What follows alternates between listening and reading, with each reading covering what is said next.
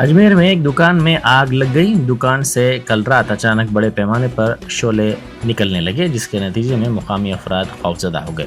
इत्तला मिलते ही fire brigade के अमले ने वहां पहुंचकर आग पर काबू पाया। इस वाक़े में दुकान जलकर मुकम्मल तौर पर खाकिस्तर हो गई। शॉर्ट सर्किट आग लगने की वजह समझी जा रही है। इस वाक़े में बड़े पैमाने पर माली नुकसान हुआ है।